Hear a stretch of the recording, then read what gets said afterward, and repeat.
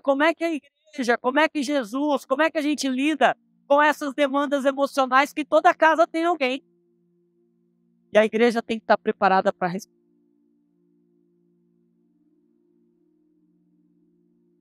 A família de Lázaro está experimentando luto. E a pergunta é, por que o senhor não veio? Onde é que o senhor estava? O que o senhor estava fazendo? Marta vai primeiro, Marta vai falar com Jesus. E ela fala isso. Se o senhor estivesse aqui, o nosso irmão não teria morrido. O senhor pode todas as coisas. Porém, Jesus manda chamar Maria. E quando Maria chega, você conhece a história, Maria fala a mesma coisa que Marta. Se o senhor estivesse aqui, meu irmão não teria morrido. Mas tem uma diferença. O texto bíblico diz que Maria se prostrou aos pés de Jesus. E disse, se o senhor estivesse aqui, meu irmão não teria morrido. Jesus imediatamente diz, onde é que vocês vão colocar? E ao ver o choro de Maria, sabe o que Jesus faz? Que todos nós fazemos, né? Quando alguém está chorando, o que a gente fala? Ei, não chora. Para de chorar. Jesus chegou. Você não crê em Jesus, não? Mas diante do luto, diante da dor, da família que ele tanto ama, ele não disse pare de chorar. Jesus chorou. Se você não se apaixona por esse, que se compadece das nossas fraquezas. Ele foi lá para ressuscitar Lázaro. Ele podia muito bem dizer assim, seguinte, para todo mundo de chorar, presta atenção aqui em mim. Eu vim aqui para ressuscitar, então não precisa mais chorar de tristeza porque Lázaro morreu. Não, ele ao ver os sentimentos, ao ver as dores, ao ver a tristeza daquela família, ele se entristece junto. Porque esse é o Jesus que nós amamos e conhecemos. É um Jesus que é um sumo sacerdote que se compadece de cada uma das nossas fraquezas. Que sentiu na sua pele cada uma das emoções que a gente pode sentir. No Getsemane, ele sentiu uma angústia tão intensa, tão profunda. Ele diz, a minha alma está angustiada até a morte. E essa angústia foi se intensificando. E ele sentiu medo. E ele teve uma crise que poucas vezes foi descrita na história da humanidade. Uma crise de hematidrose. É um estado de tensão tão intenso que as glândulas sudoríparas, com seus vasos sanguíneos, esses vasos eles se contraem tanto, tamanha tensão que eles se rompem. E o sangue se mistura com o suor. Tamanho estado de agonia, de angústia, porque Jesus sabe o que é uma crise de pânico também. Jesus sabe o que é uma tristeza profunda na alma. Jesus não diz pare de chorar, Jesus diz eu sei o que é isso, eu chorei por você e com você.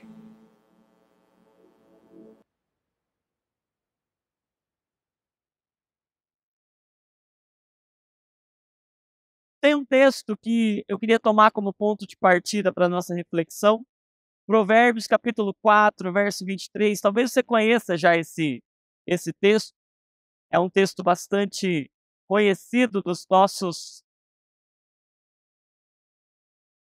nas nossas pregações, diz sobretudo, ou acima de tudo, o que se deve guardar, guarda o teu coração. Acima de tudo, ou sobre tudo que se deve guardar, guarda o teu coração. Por quê? Porque dele procedem as fontes da vida. Ou porque dele depende toda a sua vida.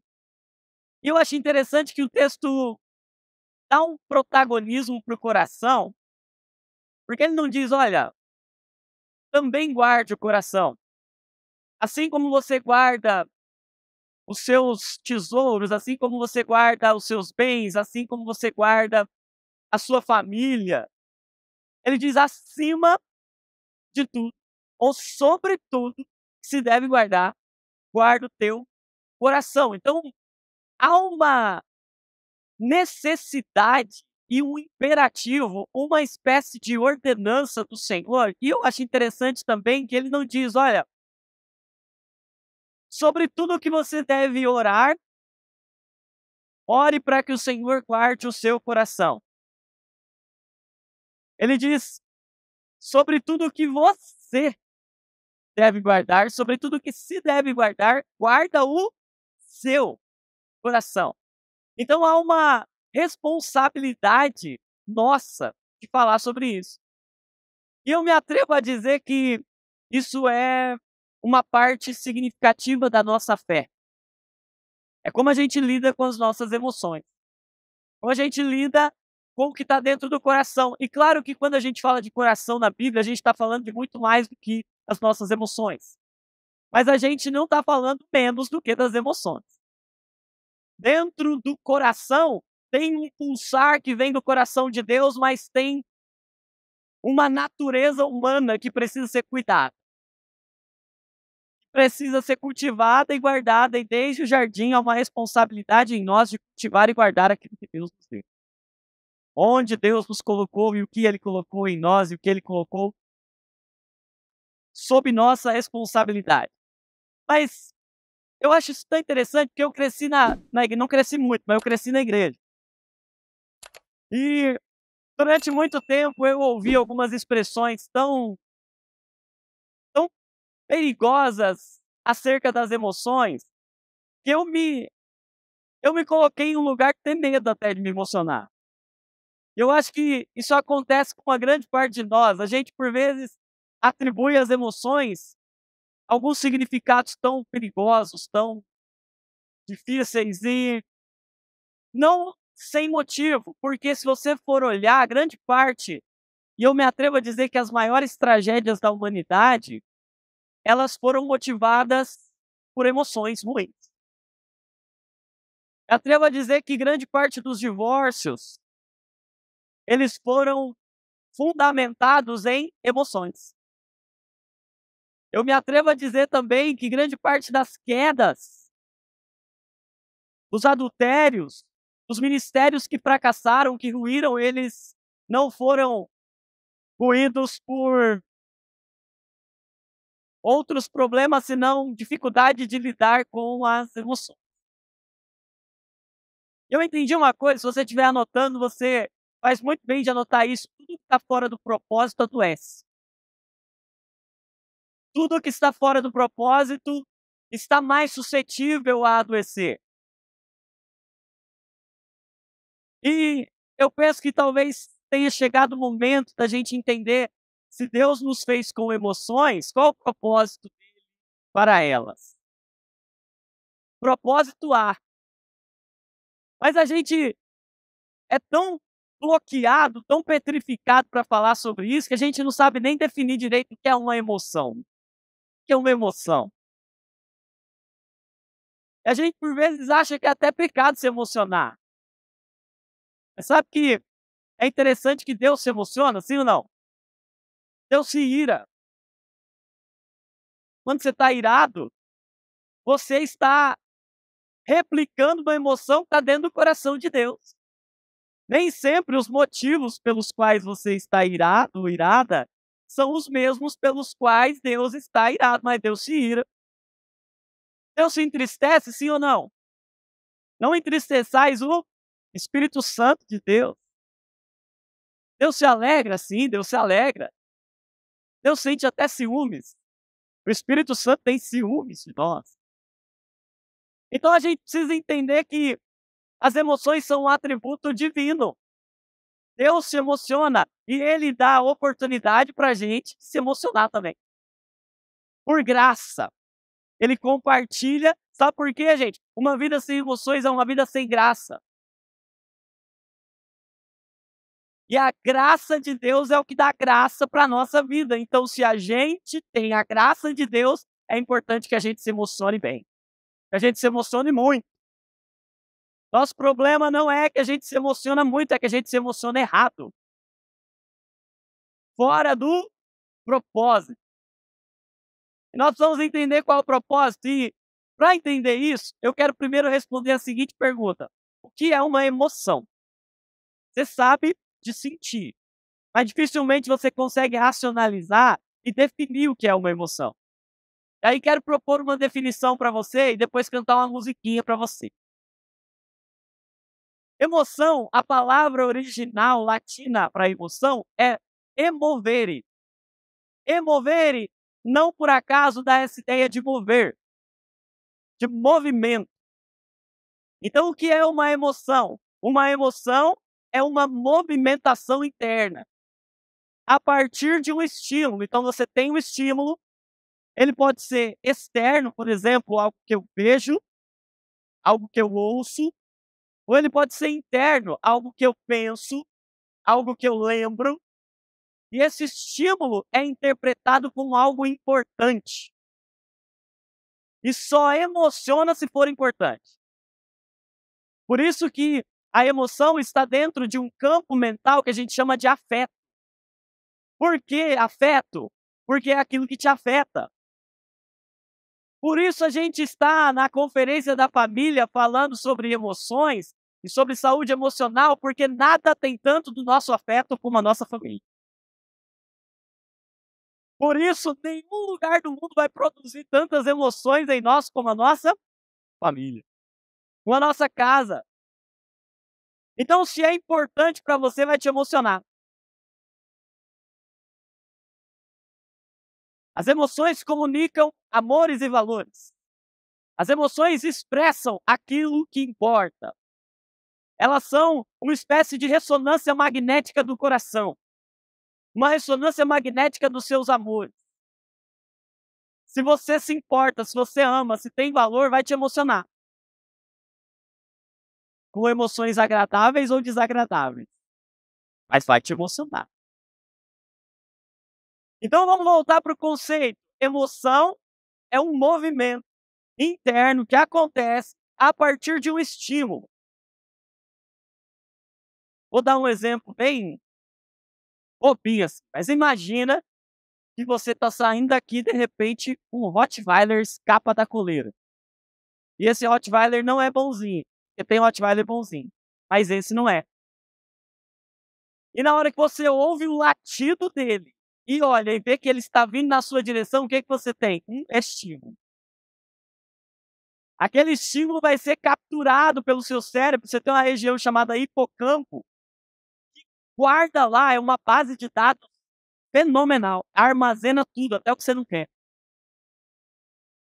Mas se coloca você em risco, ou se te traz algum prazer, aquilo vai ser armazenado no seu hipocampo como algo importante.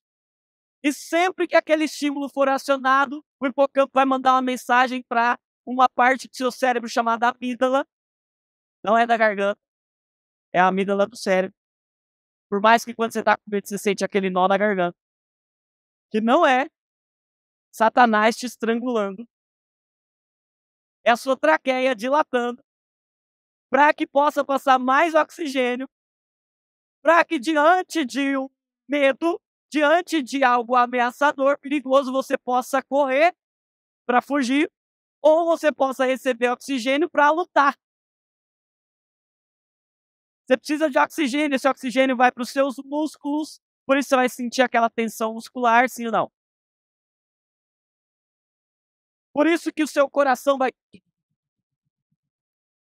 acelerar para mandar esse sangue mais rápido para onde ele precisa chegar. Você está entendendo que tem uma resposta coordenada, organizada diante de uma emoção. Por quê? Porque a sua vida importa para você. Porque a sua integridade física importa para você. Por isso você ativa esse sistema emocional. Isso é algo humano. E é algo dado por Deus para nossa proteção, amém? Agora, falei para vocês que eu ia ensinar uma musiquinha, né? Eu ia cantar uma musiquinha. Vocês lembram daquela música da Cassiane? Deus não rejeita a oração. Canta aí. Muito bom, vocês cantam bem. Eu fiz uma paródia. É assim, ó. Deus não rejeita a emoção. Emoção é movimento. Vamos cantar? Vamos ver se vocês aprenderam? Vamos lá.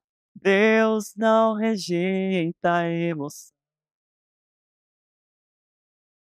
Muito bom. Eu nunca vi um justo que não chora. Não é? Que não enfrenta sofrimento. Então nós vamos nos emocionar. Agora, nós precisamos entender que toda emoção é um movimento.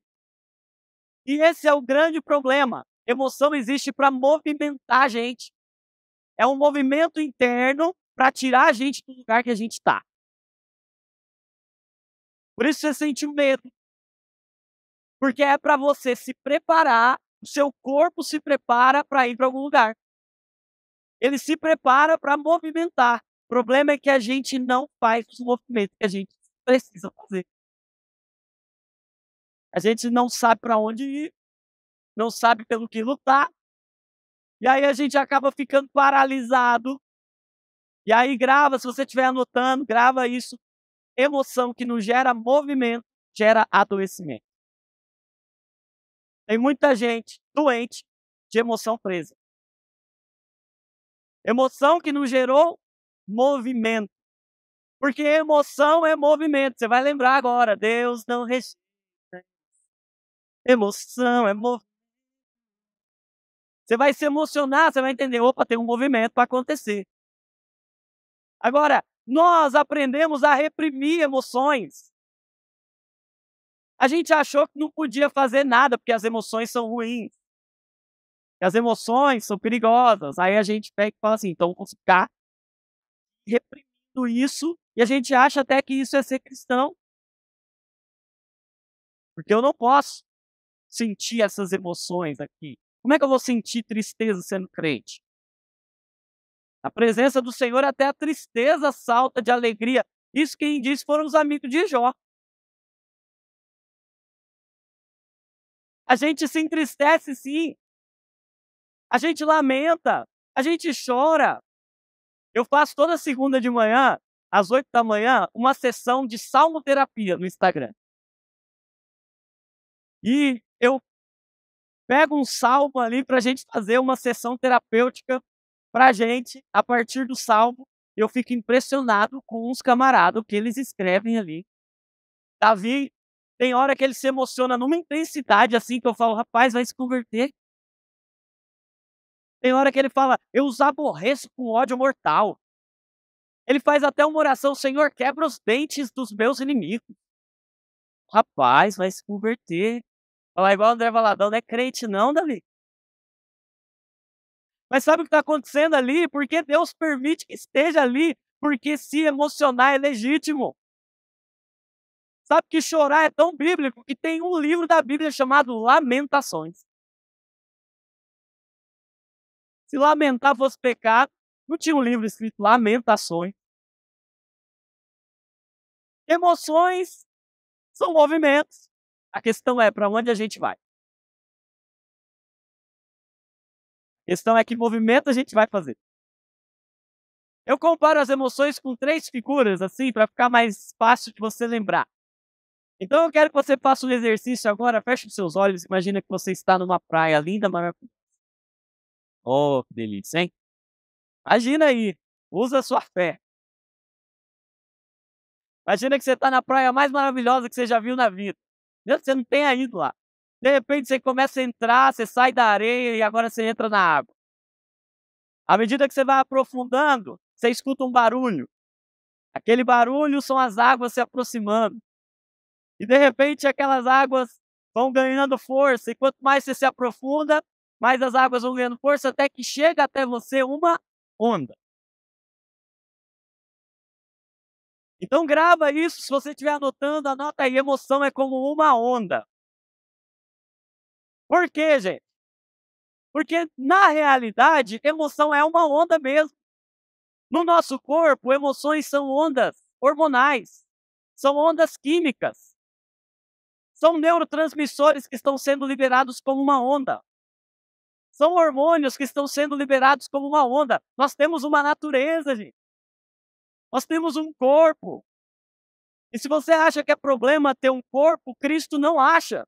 Tanto é que ele veio a esse mundo para edificar para si um corpo. A igreja é o corpo de Cristo e ele diz ainda que, ó, você tem que cuidar como eu cuido do meu. Efésios capítulo 5. Porque ninguém que ama deixa de alimentar e cuidar O corpo importa demais, porque Cristo se encarnou para mostrar para a gente que o corpo importa. Você tem um corpo e esse corpo tem hormônios. Esse corpo tem neurotransmissores e eles são acionados e vem a onda. E aí volta para a praia.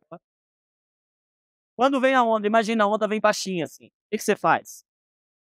Dá uma viradinha, não é gostoso? Deixa a onda bater nas costas. Olha que delícia. Dá uma viradinha assim. Olha que delícia. A onda. Agora imagina que a onda vem um pouquinho mais alta. Você foi um pouquinho mais profundo, a onda veio um pouco mais alta. O que você faz agora? Dá um pulinho? Gostoso também, não é? Muito bom. Só que você vai um pouco mais profundo, de repente vem uma outra onda agora, o pulinho não vai adiantar. Aí o que você vai fazer agora? Você vai mergulhar. Por quê, gente? Porque você não pode impedir que a onda venha até você. Você não tem como dizer, não, essa onda aqui eu não quero.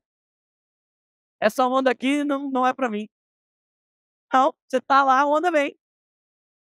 Você não pode impedir que a onda venha, mas você pode ajustar o seu posicionamento para que ela não te derrube. Oh. Vou repetir isso para você anotar. Você não pode impedir que a onda venha, mas você pode ajustar o seu posicionamento para que ela não te derrube. Se você estiver anotando, anota também essa frase: emoção não é demônio, emoção é hormônio. Por quê, gente? São ondas hormonais. Voltando ao exemplo do medo, vem uma descarga de adrenalina, de cortisol na sua corrente sanguínea. Seu coração vai acelerar, a sua traqueia vai dilatar. Sabe o que vai acontecer? O fluxo sanguíneo vai sair do aparelho digestivo e vai ser desviado para os músculos. Sabe o que vai acontecer com o seu intestino? Vai dar um frio na barriga. Porque o fluxo sanguíneo está indo para os músculos, para os órgãos que você precisa usar naquele momento de tensão. Se tem alguma coisa no intestino, agora não vai dar para digerir, o que faz? Expulsa. Sai. É o seu corpo falando, agora não é hora de digerir. Deixa eu esvaziar o que tem aqui. Daí vem aquela famosa dor de barriga quando você está nervoso. Mas sabe que essas emoções, elas têm um propósito. Agora, também, gente, vamos fazer um parênteses aqui. Ondas são normais, tsunamis não. Se você está vivendo tsunamis, eu recomendo fortemente que você procure uma ajuda profissional.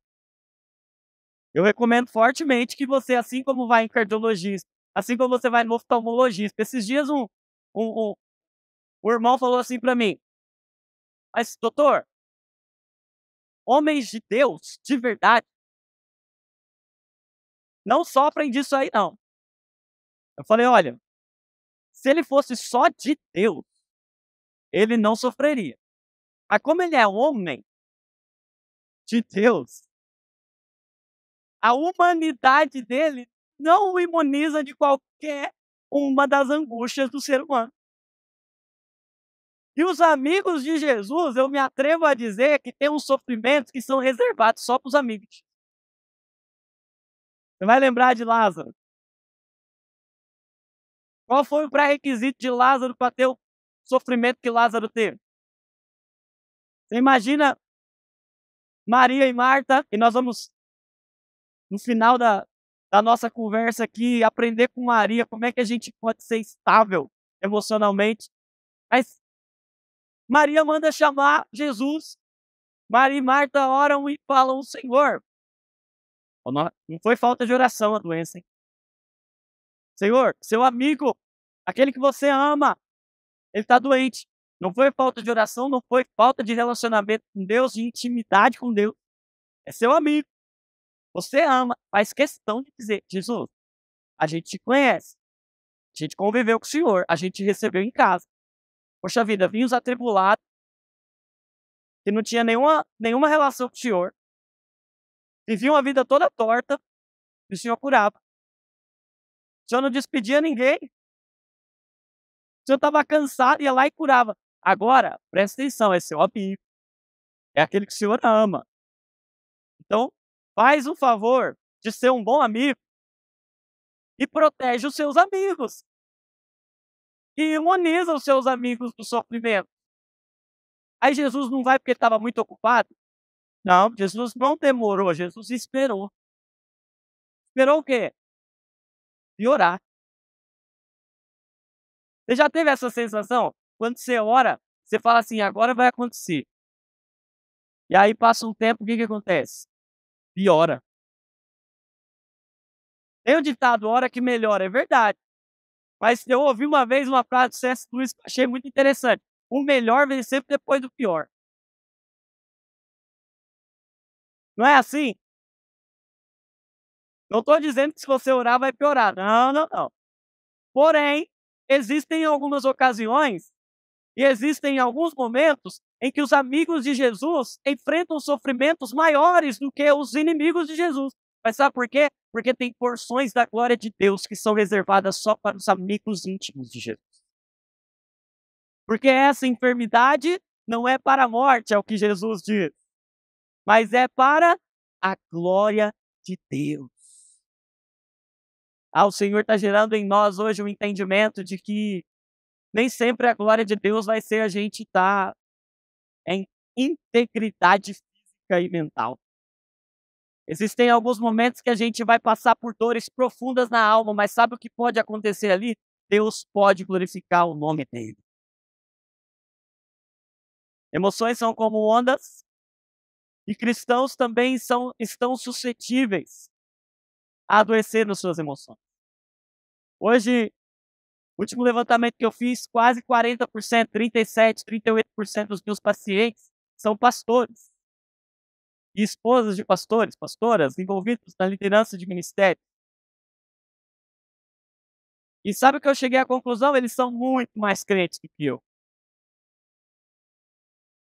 E por vezes, sabe o que aconteceu? Eles se importam tanto, eles se envolvem tanto. E você lembra que eu disse que as emoções estão dentro do domínio dos afetos? Quanto mais afeto, mais afeta. Por isso, quem se importa mais pode ter. E às vezes a gente olha e fala assim: não, você não é crente, não, porque olha a situação que você está passando. Olha o transtorno que você está vivendo. Se fosse crente mesmo, você não passava por isso. Mas às vezes, essa pessoa é tão mais crente do que nós, que ela se envolve tanto, ela se emociona tanto, e ela se doa tanto, tem tanto afeto que afeta mais. E por vezes, quem não tem fé é quem está lá tão indiferente. Nada me abala. Nada me abala porque eu não me importo com nada. Nada me abala porque eu não me preocupo com ninguém.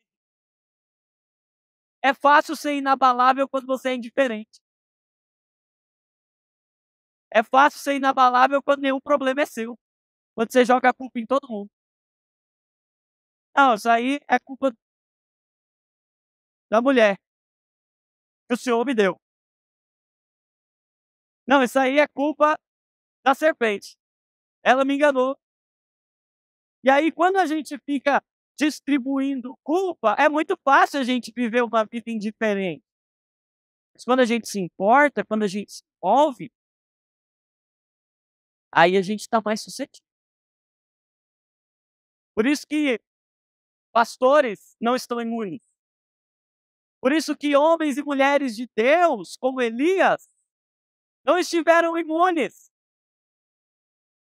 Se você pegar o que o DSM, o Manual de Diagnósticos em Saúde Mental, diz, o que a Classificação Internacional de Doença diz sobre depressão, o que Elias teve foi quadro depressivo. Vai falar que Elias não é um homem de Deus. Vai falar que Elias não tem fé. Mas o que a Bíblia diz é que Elias foi um homem sujeito às mesmas paixões que nós. E quando a Bíblia fala de paixões, ela não está falando tanta paixão. Quando ela fala de paixão, a palavra original ali é patos. É sofrimento. Elias foi um homem sujeito aos mesmos sofrimentos que nós. Quer dizer que se nem Elias foi poupado, nós também podemos mesmo, porque é uma parte importante da nossa existência. Emoção é como uma onda. Segunda figura, segunda metáfora que eu queria apresentar para vocês. Emoção, além de ser como uma onda, é como um motor. Então, vamos falar para vocês acordar. Motor. Isso, dá uma motorizada em você. Sabe por quê, gente? Porque se emoção é movimento, ela quer colocar a gente em movimento. E como a gente vai mais rápido daqui para São Paulo? Andando ou de carro? Por que a gente vai mais rápido de carro? Porque o carro tem um motor. Então, com o motor, a gente movimenta mais rápido. As emoções são excelentes para fazer a gente movimentar mais rápido. Emoção é um excelente motor. Mas grava aí, se você estiver anotando, você faz muito bem. Emoção é um excelente motor, mas é um péssimo motorista. Maravilhosa como motor, mas péssima como motorista. Porque se você deixar ela governar a sua vida, primeiro poste que tem, primeiro barranco que tem, primeiro carro que passar na sua frente, você tá nele. Porque a emoção é muito forte, mas muito burra.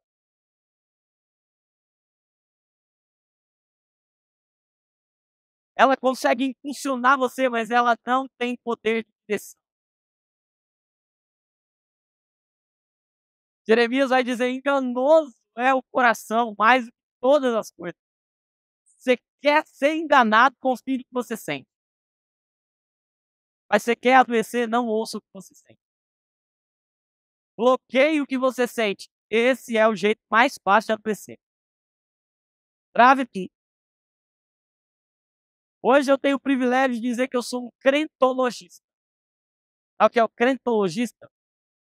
Eu atendo crente.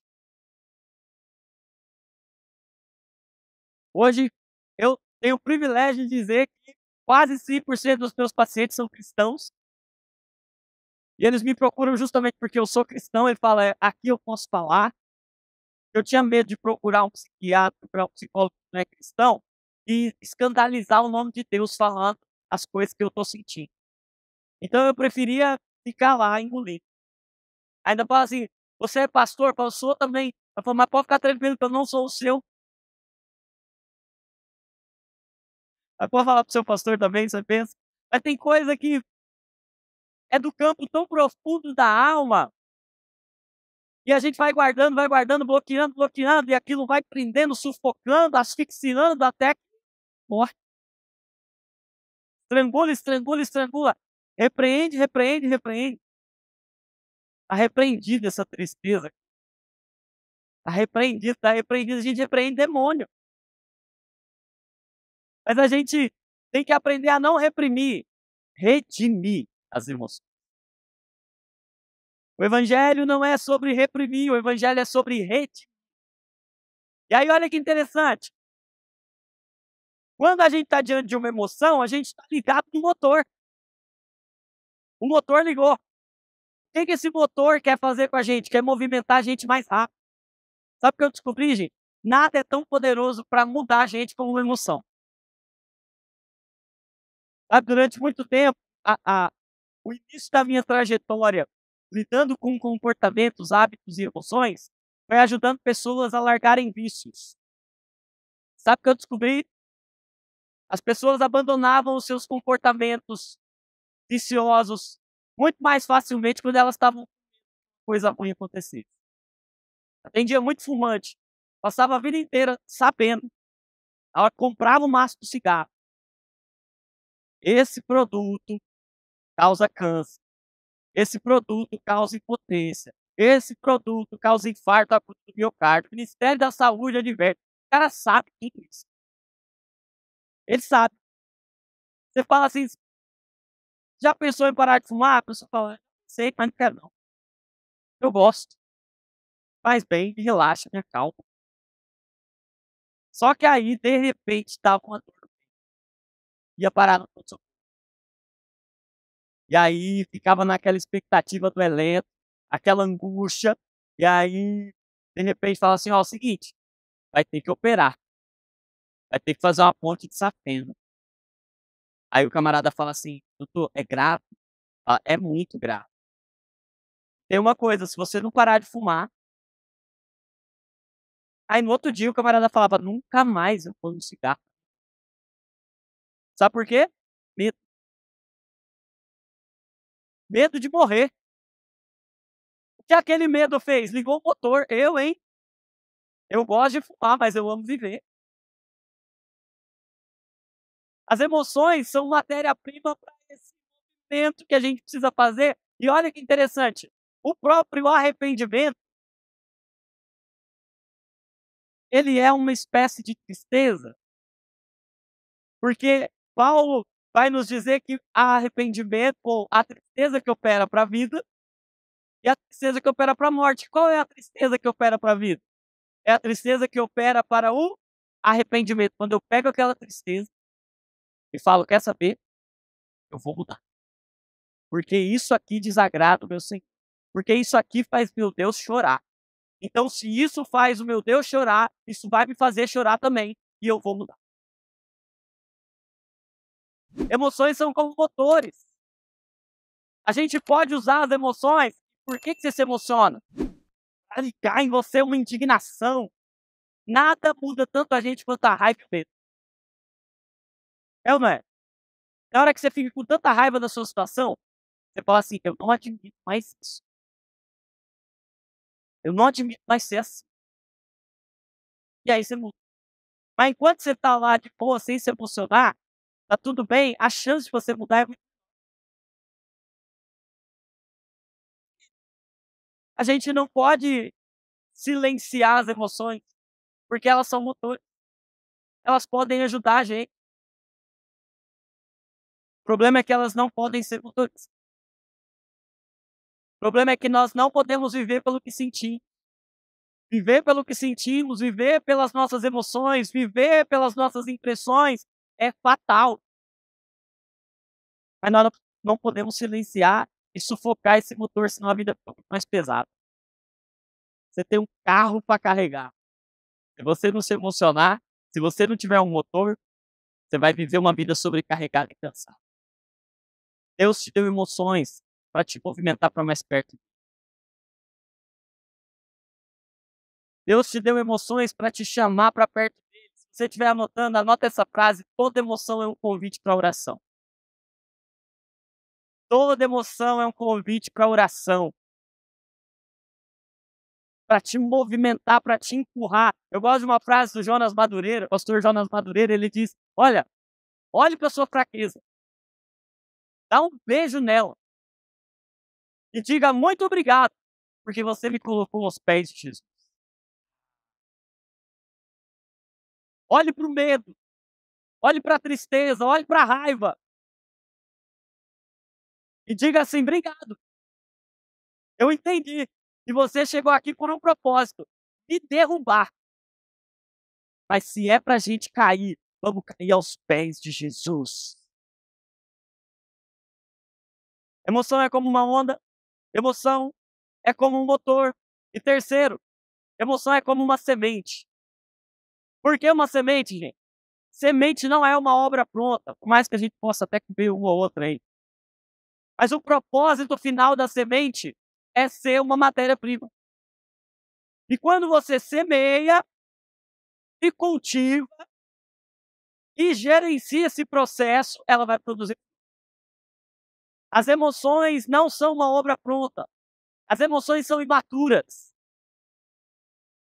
Mas elas são sementes que, quando bem semeadas, elas vão produzir fruto. E sabe que fruto que as emoções produzem quando a gente semeia na terra boa de Cristo? Fruto do Espírito. Sabe por quê, gente? Pensa no fruto do Espírito. O fruto do Espírito é amor, alegria, paz, paciência, fé, fidelidade, bondade, mansidão, domínio próprio. Gente, o que é isso? São emoções que foram redimidas, lançadas, cultivadas. Ou você acha que alguém produz paciência sem passar raiva? Vamos ser sinceros? Você só produz paciência passando raiva. A tribulação produz paciência. Você precisa da semente. Sabe qual é o problema? A gente pega a semente e joga fora. Está repreendido. Joga fora essa semente aqui. E sementes não foram feitas para serem jogadas fora, para serem reprimidas, mas para serem semeadas. A gente olha para textos bíblicos como Pedro, 1 Pedro capítulo 5, dizendo, lançando sobre ele toda a nossa ansiedade. O que você tem que fazer? Semear? Lançar sobre ele é semear numa terra boa. É semear numa terra fértil. Então você pega essa semente e semeia, lança sobre ele. Ei, não é pecado sentir ansiedade. Você pode pegá-la e semeá-la. O problema é você não entender a ansiedade. Quando a gente tem que tomar até muito cuidado para falar sobre ansiedade, tem muita coisa chamada ansiedade. Tem emoção que é normal, que é uma adaptação, uma reação adaptativa normal, todo mundo sente. Tem um transtorno, que é um problema de saúde, que precisa de tratamento, que precisa de ajuste, precisa, por vezes, de terapia, de medicamento, mudança de estilo de vida. E tem também uma tentativa de controlar a própria vida e de viver um estilo de vida controlador e ansioso, que pode ser pecado, que é pecado. Então, quando a gente fala de ansiedade, é importante a gente definir do que a gente está falando. Mas o que a Bíblia diz? Lance sobre ele como uma semente que precisa ser semeada. E vai produzir um... Olha para a pessoa que está do seu lado. É da sua família. Fala assim, muito obrigado, meu amorzinho. Muito obrigado, minha amiga. Muito obrigado, meu amigo. Porque você me produz semente. Eu não conheço um produtor de semente maior do que a esposa para o marido. E o marido para a esposa.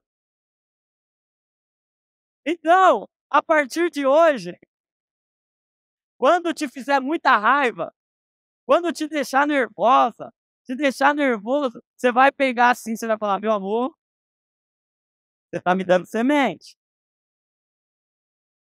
Se eu semear do jeito certo, nós vamos ficar ricos. Vai produzir muita coisa aqui.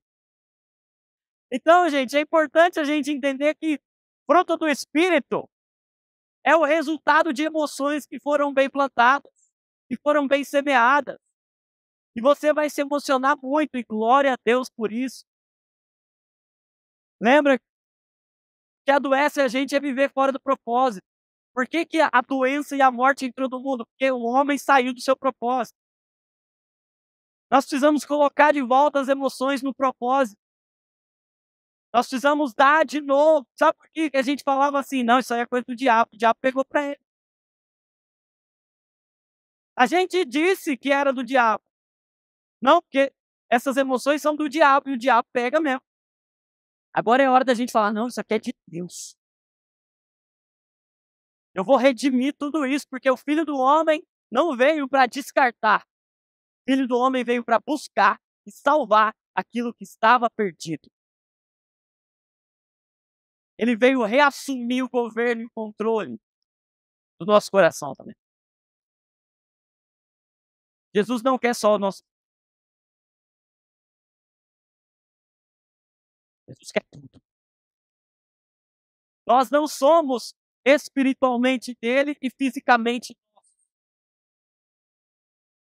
Paulo, escrevendo aos Tessalonicenses, diz que Deus santifique você em tudo, espírito, alma e corpo, dizendo o seguinte: tudo é dele, e todas as coisas são dele, por ele, para ele, a ele, pois a glória. As nossas emoções também devem ser dele. Eu aprendi uma coisa: não tem coisa ruim que ele não possa transformar. Deus nunca precisou de coisa boa. Se ele precisasse de coisa boa, ele não chamava a gente. Coisa boa ele já tem. Ele é bom. Mas sabe que para ele, o que a gente tem não precisa ser bom. E não precisa ser muito. Só tem uma condição. Você Você lembra dos 5 pães e 2 peixinhos? Era muito. O pão era de trigo? Não, era pão de cevada. Sabe o que é pão de cevada? É um pão de segunda categoria. Era muito? Não. Era bom? Não. Mas sabe o que era? Quando Jesus pega tudo, mesmo que seja o nosso nada, ele muda a realidade de toda uma geração. Você pode olhar hoje pro seu coração e falar: tem nada bom aqui. Tem quase nada também. Mas se for tudo, se prepare. Porque Jesus pode alimentar a sua família inteira. E a sua descendência. E os filhos dos seus filhos. E a bênção se derrame até 1000 gerações. Sabe por quê? Porque Jesus não precisa de muito. Jesus não precisa de bons. Jesus precisa do nosso. Para a gente encerrar, porque eu sei que você já está com fome. Se você não está, eu estou. Como é que a gente pode manter a estabilidade emocional? Eu disse que ia falar sobre Maria. Família amiga de Jesus. E existem 3 situações que representam ou que apresentam essa família diante de Jesus. Uma delas é um dia de correria, um dia de visita em casa, um dia de muitas tarefas, de muitas responsabilidades, um dia em que Jesus está em casa com toda a sua tropa, com todos os seus discípulos, é aquela comitiva. E diz o texto bíblico que Marta estava inquieta, sobrecarregada, ansiosa, agitada com seus muitos afazeres. E ela diz: Senhor, o Senhor não se importa? A minha irmã não me ajuda. E ela está aí, aos teus pés. Aí. E aí Jesus diz: Marta, Marta, você está inquieta, agitada, estressada com seus muitos afazeres. Mas a Maria escolheu a boa parte em um dia corrido, em um dia normal, em um dia cheio de tribulações. O dia da rotina, o dia da correria, o dia da faxina. Gente, eu gosto de pregar sobre Marta e Maria também, porque precisa das também, vamos ser sinceros. Não tem... Se fosse um mundo só de Maria, ninguém comia. O problema da Marta não é ser Marta. O problema da Marta é estar inquieta, ao invés de fazendo o que tem que ser feito e ouvindo Jesus. Mas Maria, ela é um exemplo de estabilidade emocional, sabe por quê? Porque nesse dia tão estressante, atribulado, onde ela está? Aos pés de Jesus. Mas vem uma outra ocasião em que a família de Lázaro, Marta e Maria, é evidenciada, e é essa que a gente mencionou anteriormente. É o momento em que a morte chega. É o momento em que chega o luto. É o momento em que Lázaro, amigo de Jesus, diante de orações contínuas, diante de muita busca, ele morre. E sabe o que sobra? Sobra uma decepção. Se o Senhor estivesse aqui, quantas vezes a gente não pensa isso, mas o Senhor bem que podia. O Senhor não custa nada. É uma palavra. O servo do centurião foi uma palavra que custa uma palavra para mim também. Mas aí a gente se decepciona, a gente se frustra. E é pecado isso? Não. Quem não se decepciona, eu acho que vai viver a vontade de Deus. Sabe por quê? Porque os planos de Deus são muito superiores aos nossos. Porque assim como os céus são mais altos do que a terra, assim os planos, os pensamentos do Senhor são mais altos do que os nossos. Então, sabe o que é uma frustração? É uma quebra de expectativa. Então você faz uma expectativa. Se Deus cumpre todas as suas expectativas, quer dizer que o plano dele não foi feito. Porque a expectativa dele a gente sabe que é maior que a nossa. Ou o plano dele é maior do que o nosso. O pensamento dele é maior do que o nosso. Então, se ele fizer do jeitinho que a gente quer, significa que vai ser muito abaixo do jeito que tem. Ou você acha que você está num nível de dizer para Deus o que ele tem que fazer? Não, Senhor. Confia em mim, vai na minha. Eu sei o que eu estou falando, Senhor. Escuta. Senhor, deixa eu te dar um conselho. Faz assim e dá menos trabalho. Mas a frustração chega e vem um luto, e gente, nós nunca tivemos tantos enlutados em um mesmo período como temos nesse tempo. Um pós-pandemia, com ondas e mais ondas que vêm depois dessa pandemia, porque não parou de vir. Os impactos sociais, familiares, eles vão perdurar por toda a nossa geração. E muitas perguntas sem respostas, e se prepare, porque nós como igreja temos que tomar muito cuidado para responder a pergunta que a geração que nós vivemos está fazendo. E a geração que está vivendo aí, e eu quero fazer coro com o pastor Léo Matos, essa geração, nós acreditamos nela. E é uma geração questionadora. E é uma geração que quer saber o porquê.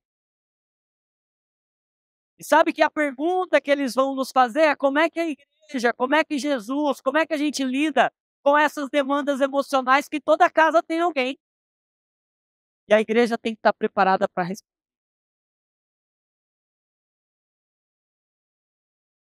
A família de Lázaro está experimentando luto. E a pergunta é, por que o senhor não veio? Onde é que o senhor estava? O que o senhor estava fazendo? Marta vai primeiro, Marta vai falar com Jesus e ela fala isso. Se o senhor estivesse aqui, o nosso irmão não teria morrido. O senhor pode todas as coisas. Porém, Jesus manda chamar Maria. E quando Maria chega, você conhece a história, Maria fala a mesma coisa que Marta. Se o senhor estivesse aqui, meu irmão não teria morrido. Mas tem uma diferença. O texto bíblico diz que Maria se prostrou aos pés de Jesus. E disse, se o senhor estivesse aqui, meu irmão não teria morrido. Jesus imediatamente diz, onde é que vocês vão colocar? E ao ver o choro de Maria, sabe o que Jesus faz? Que todos nós fazemos, né? Quando alguém está chorando, o que a gente fala? Ei, não chora. Para de chorar. Jesus chegou. Você não crê em Jesus, não? Mas diante do luto, diante da dor, da família que ele tanto ama, ele não disse pare de chorar. Jesus chorou. Se você não se apaixona por esse que se compadece das nossas fraquezas, ele foi lá para ressuscitar Lázaro. Ele podia muito bem dizer assim, ó, seguinte, para todo mundo de chorar, presta atenção aqui em mim. Eu vim aqui para ressuscitar, então não precisa mais chorar de tristeza porque Lázaro morreu. Não, ele ao ver os sentimentos, ao ver as dores, ao ver a tristeza daquela família, ele se entristece junto. Porque esse é o Jesus que nós amamos e conhecemos. É um Jesus que é um sumo sacerdote que se compadece de cada uma das nossas fraquezas. Que sentiu na sua pele cada uma das emoções que a gente pode sentir. No Getsemane, ele sentiu uma angústia tão intensa, tão profunda. Ele diz, a minha alma está angustiada até a morte. E essa angústia foi se intensificando. E ele sentiu medo. E ele teve uma crise que poucas vezes foi descrita na história da humanidade. Uma crise de hematidrose. É um estado de tensão tão intenso que as glândulas sudoríparas, com seus vasos sanguíneos, esses vasos eles se contraem tanto, tamanha tensão que eles se rompem. E o sangue se mistura com o suor. Tamanho estado de agonia, de angústia, porque Jesus sabe o que é uma crise de pânico também. Jesus sabe o que é uma tristeza profunda na alma. Jesus não diz pare de chorar, Jesus diz eu sei o que é isso. Eu chorei por você e com você. Mas sabe que ele diz tirem a pedra. Jesus podia muito bem dizer pedra. Rola para a direita. Mas ele não diz, pedra rola para a direita. Ele diz, tirem vocês a pedra. Porque aquilo que você pode fazer, é você quem tem que fazer. Porque tirar a pedra é responsabilidade sua, responsabilidade minha. Mas ressuscitar é Ele.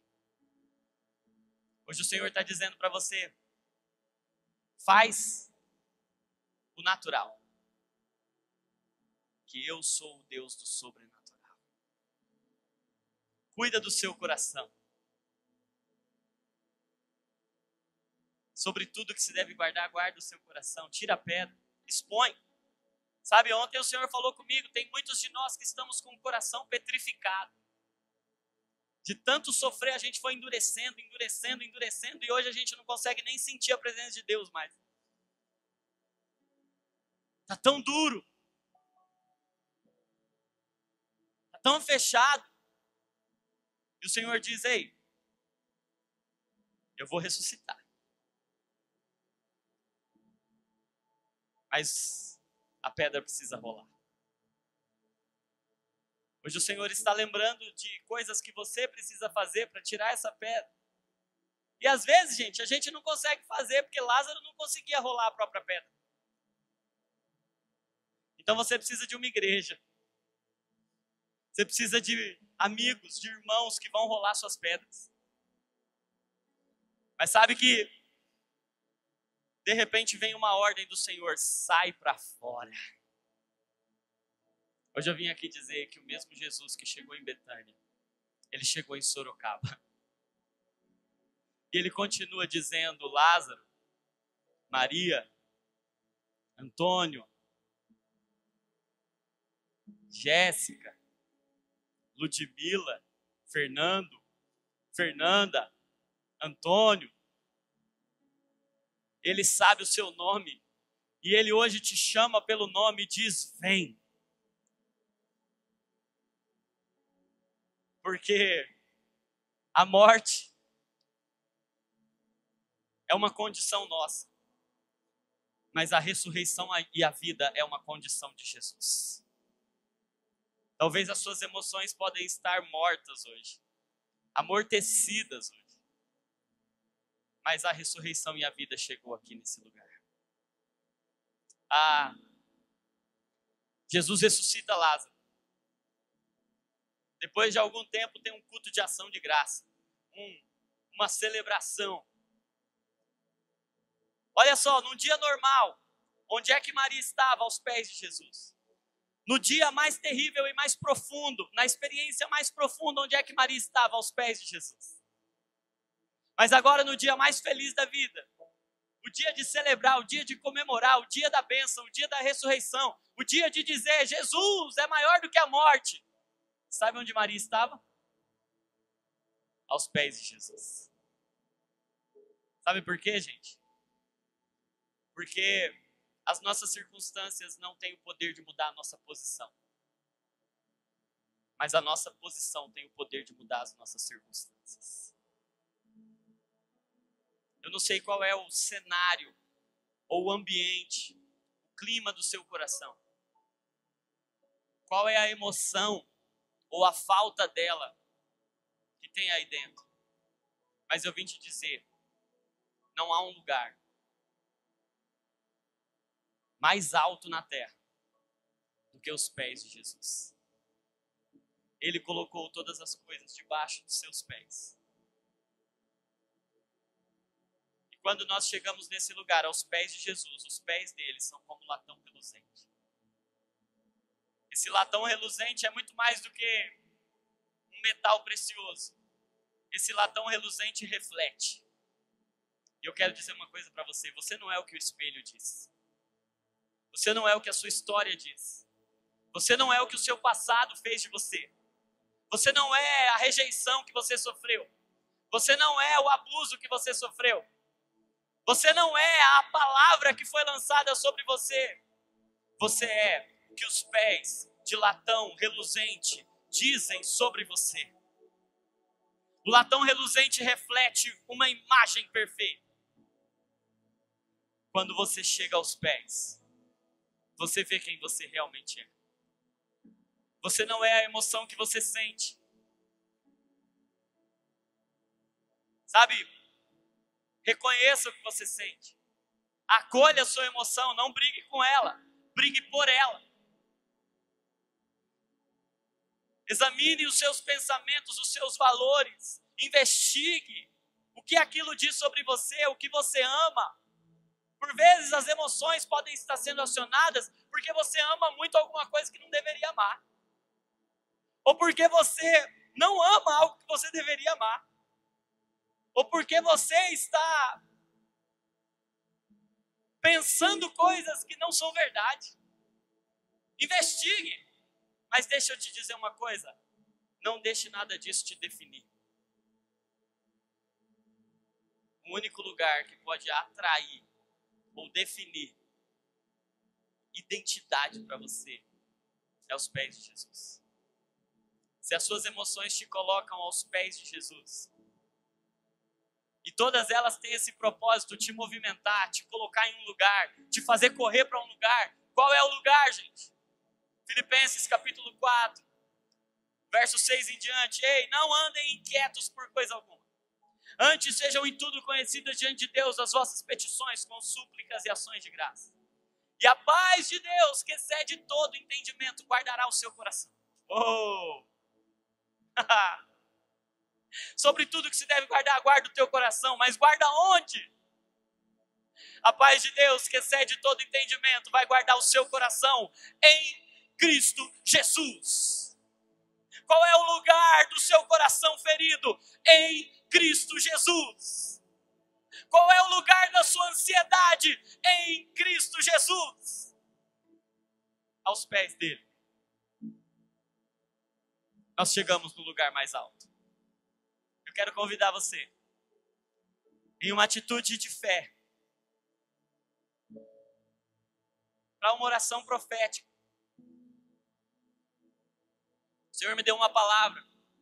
Eu venho de um contexto muito tradicional, mas o Senhor tem usado pessoas para quebrar o meu orgulho e dizer o seguinte: onde você passar anunciando a mensagem do Evangelho para as emoções, eu vou curar pessoas.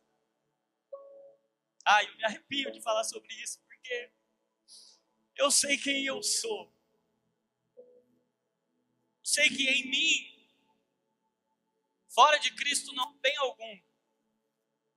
Mas eu tenho visto que o Senhor tem feito a partir da minha fraqueza. Porque o poder dele se aperfeiçoa justamente na nossa fraqueza. Eu não me converti entregando a minha vida para Jesus porque eu nem tinha mais uma vida para entregar. Eu me rendi a Cristo um dia depois de tentar o suicídio.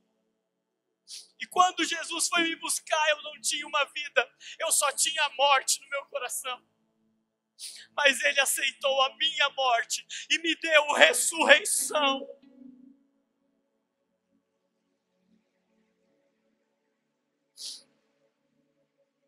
E o mesmo Deus que ressuscitou a Lázaro, que ressuscitou as minhas emoções, ele está aqui para ressuscitar pessoas. Eu sei que a gente já entregou o Espírito a Cristo. Hoje eu quero convidar você a entregar o seu coração, as suas emoções e dizer: Senhor, elas não são mais minhas, elas não são mais do diabo. Cada emoção que eu senti agora vai ser uma adoração ao Senhor. Quando o Senhor visitou Elias, ele falou: o que você está fazendo aqui, naquela caverna? Ele podia ter dito: o que você está fazendo aí? Porque aí é onde você está, aqui é onde eu estou. Sabe o que está implícito aí? É que não importa a caverna que você entrou, o Senhor entra nela com você. E ele diz: sai para fora, porque a minha presença vai passar. Oh, eu quero te convidar a sair para fora desse lugar que você está agora. Se você puder ficar de pé, se você puder se ajoelhar, uma atitude que expresse que você está rendido ao Senhor, fique à vontade. Mas eu quero te dizer uma coisa: a palavra do Senhor veio dizer: sai para fora. porque a minha presença vai passar nesse lugar. Eu creio. Eu creio que cura para suas emoções estão sendo liberadas nesse momento aqui. Eu não estou dizendo para você, não trate, não, pelo contrário, seja responsável, porque responsabilidade é fazer o que está ao seu alcance, porque tomar um remédio talvez seja a atitude mais temerosa e obediente e amorosa que você pode fazer. Porque fazer terapia, por vezes, é um ato de fé. Para dizer, Senhor, eu não queria, mas eu vou fazer isso porque eu te amo e porque eu amo a minha família. Mas sabe, o que Jesus diz é que nem só de pão viverá o homem, mas de toda a palavra que procede da boca dele. Ele não disse que o pão não é importante, tanto é que o pão é uma representação do Evangelho. O pão importa. O pão é importante. O natural importa, o natural é importante. Então não deixe de fazer o que está ao seu alcance. Mas deixa eu dizer, o pão é importante, mas ele não é suficiente. Fazer o natural é importante, mas não é suficiente. Hoje, você pode assumir uma responsabilidade com o natural, mas receber uma visitação do sobrenatural.